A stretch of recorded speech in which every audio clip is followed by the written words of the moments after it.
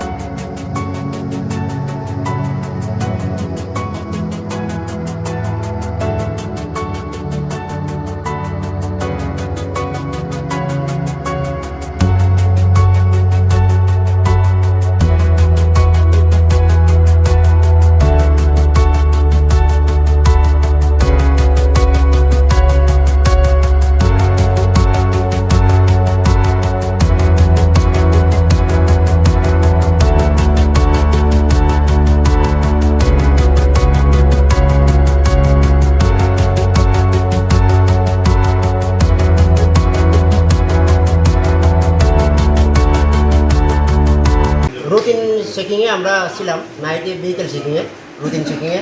তো তখন আমরা একটা গাড়ি যেটা শনিছড়ার দিক থেকে আসামের দিকে যাইতেছিল, ওই গাড়ির নাম্বার AS01MC 8580। আমরা যথারীতি ড্রাইভারকে সিগন্যাল দিই গাড়ি থামানোর জন্য এবং জিজ্ঞাসা করি যে তার গাড়িতে কিছু বহন করছে কিনা, কিন্তু সে বলে তার গাড়িতে কিছু নেই। তো আমরা চেক করি এবং তার এখানেও 10 কার্টুন যেটা করিজাস্ট কোডাইন ফসফেট ক্লোরোমাইন আমরা পাই তার গাড়িতে। যথারীতি আমরা তাকে জিজ্ঞাসা করি যে এগুলোর বৈধতা কী। উনি ওনার বৈধতা হিসেবে কোনো কাগজপত্র দেখাতে পারেননি। সুতরাং আমরা যেহেতু কাগজপত্র বৈধতা দেখাতে পারেননি, সুতরাং আমরা ওই NDPS আইন মতে আমরা ওগুলো পরবর্তীতে কার্যবাহী করি।